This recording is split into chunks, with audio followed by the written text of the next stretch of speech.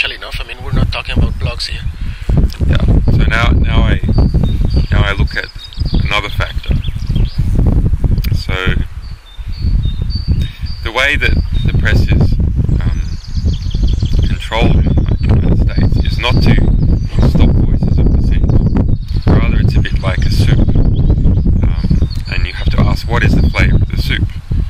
And the flavour of the soup depends on how much of one ingredient you're putting in versus how much of another ingredient. So you can have independent people putting in their little peppercorns into their soup, but the real flavour of it is going to be controlled by whether you put 2 litres of milk into the soup or whether you put a whole pumpkin into the soup. And so that's what we see with organisations like the New York Times or like Fox News or like CNN, that there is so much dumping of a particular political view, a particular opinion, that it drowns out and washes over facts or opinions from minority sources. It's not that you can't say particular things, it's rather that they will be drowned out by these very large and influential publishers. Now, the New York Times has managed to project an image that it is a fearless independent publisher, and that is simply not true. Even if we go back into the past, way back to 1917, we see the New York Times campaigning for the imprisonment of individuals like Eugene Debs, who was the Socialist Party leader and a unionist, who was calling for passive resistance to World War I. And he was, in fact, imprisoned for 10 years under the US Espionage Act. So now we look at, say, the Pentagon Papers case. Yeah. Now, the New York Times likes to say that this is an example of how courageous the New York Times was in its publishing of this material. Well, actually, the New York Times didn't want to publish the Pentagon Papers. They were not going to publish the Pentagon Papers, and it was only because they had heard that the Pentagon Papers were about to go to the Washington Post that they decided to publish some of it.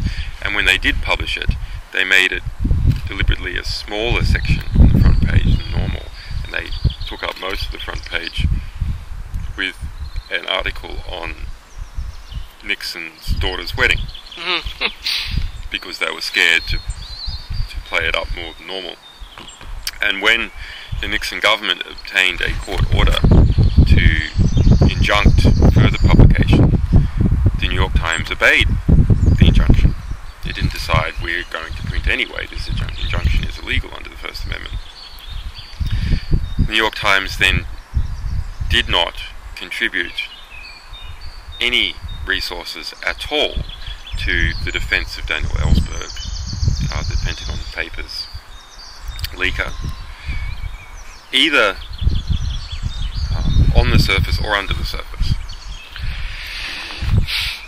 But I mean, I'm sure you can find other examples of, and I'm not saying good or bad, I'm saying influential mainstream media can be in the United States. I mean, you have the Nixon case, you have the Watergate case, you have the Miley case, you have the Abu Ghraib case. You can find a lot of them, of how influential they are.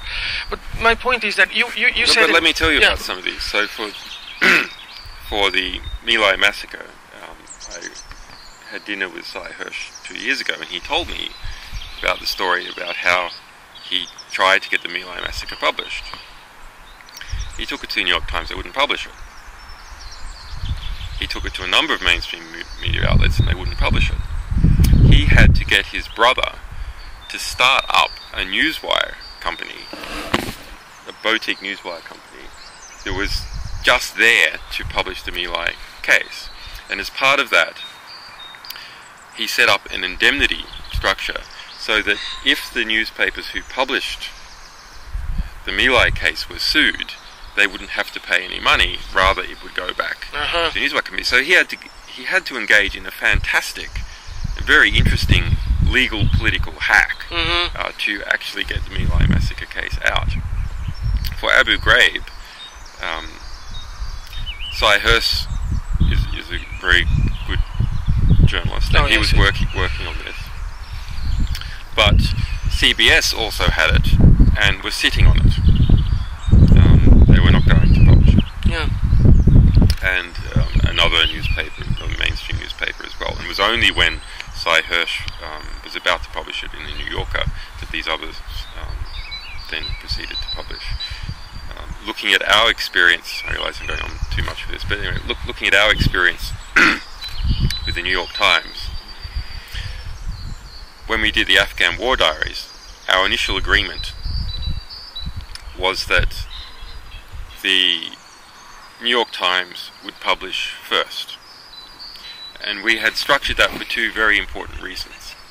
Number one, if the source was alleged to have been a US government employee, this would maximise their protection when a legal case came, because they could claim that it was very clear that they had been leaking this material to the US press, not to foreign organisations.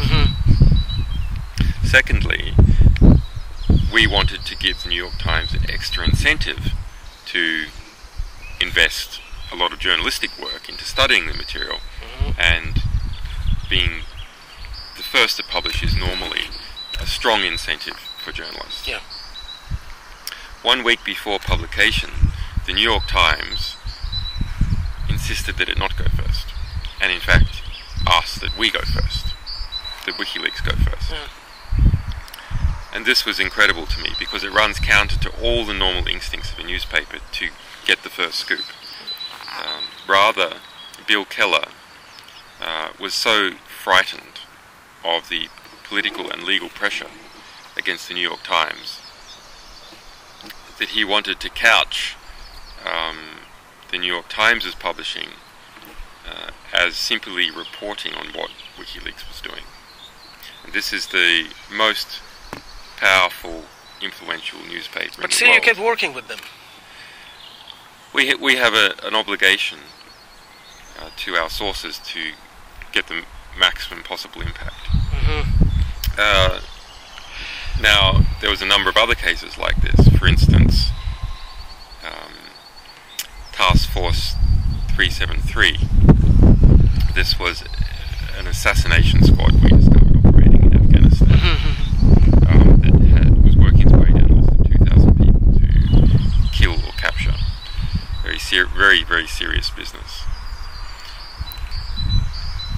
That discovery became the front cover of Der Spiegel, the most influential German news weekly. It became a front page story of The Guardian, and it was written for the New York Times by the national security reporter Eric Schmidt, and was then killed at an editorial level. So after several of these things, we stopped working with the New York Times. You said in Berkeley, via Skype in this conference, you said that the developed world media lived in a bubble, that you worked much better with the developing world media. I didn't understand that phrase that day as I'm trying to get it now when you say in the developing world media has a more important voice and presence in public domain. In the developing world, the basic power structure of the countries is still political. So that means the media is more important. And because the media is more important, the stakes are higher for the press. And so much more energy is thrown in to publishing and to journalism in the developing world. I don't mean the total amount of money spent, I mean the per capita energy and the commitment of the individual journalists. I have found over many years to be much stronger in the developing world. And even the practical freedom of press is stronger in the developing world. Now, what do I mean by that? Do I mean that no journalists have been shot or killed in the developing world? Of course not. What I mean is that journalists, knowing that they may be shot or killed, publish anyway. Mm-hmm.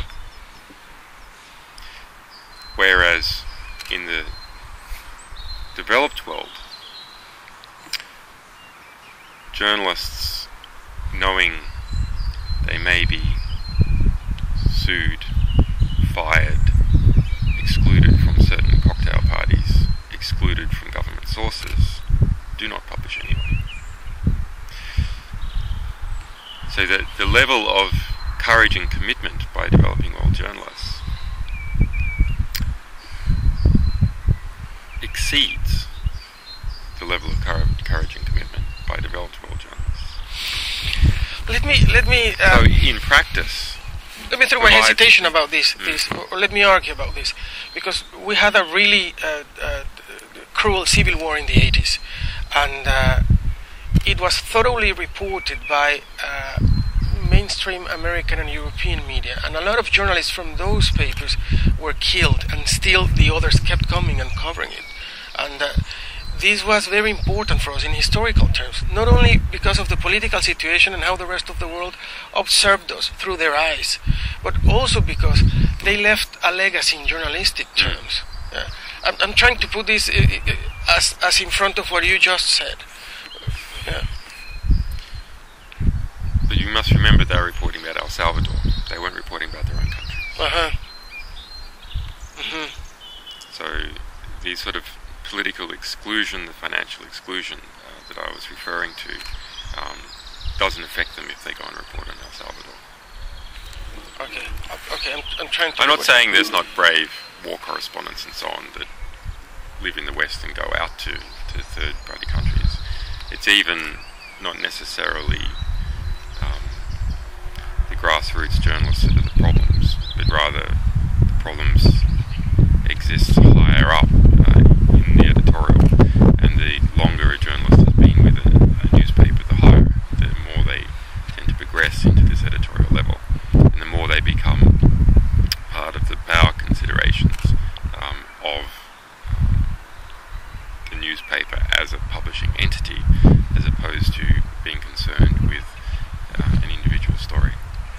Do you think WikiLeaks is changing the dynamics of how media works in the world? I mean, I heard Bill Keller saying the Times wants to open something like a Dropbox for their own leaks, and well, the Times wants to do this, not because the Times wants to publish more. The Times doesn't want to be in a position where it is forced by us to publish.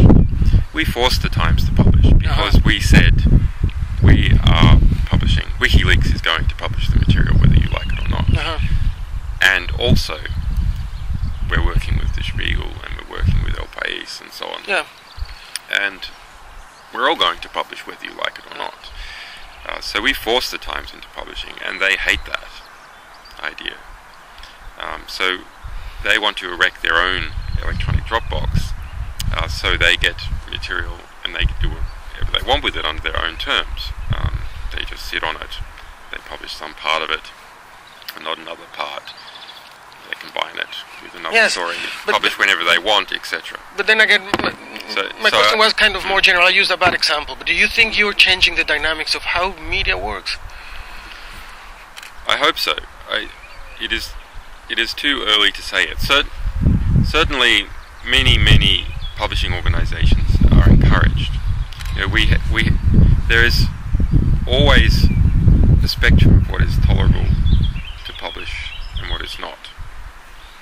And we have moved this end of the spectrum, what was not tolerable to publish, significantly further. And that gives everyone license to publish in here. Things that they thought would be too risky to publish previously now seem relatively tame compared to what WikiLeaks has been publishing. Obviously, for example, publishing 100 diplomatic cables now is seen to not even be significant. Whereas previously publishing even just one classified diplomatic cable was seen to be a very difficult act, at least for the Western press to engage in. Mm-hmm. I mean, for example, when WikiLeaks published our first diplomatic cable which was about Iceland in January 2010, I was followed out of Iceland by two individuals whose records show that they were from the State Department on a jet. So that was just for one diplomatic cable, and there was an investigation at the Embassy of Iceland into how that one diplomatic cable was released. Julian, before going, because I want to ask you about yourself, but before that, just closing with media, and let me provoke you. People from The Guardian and the New York Times would argue that mainstream media has changed WikiLeaks more than what WikiLeaks has changed them. Would you agree with this? No. No? Well, let me rephrase that. I am not sure that we have changed the New York Times in any way whatsoever. I think we have,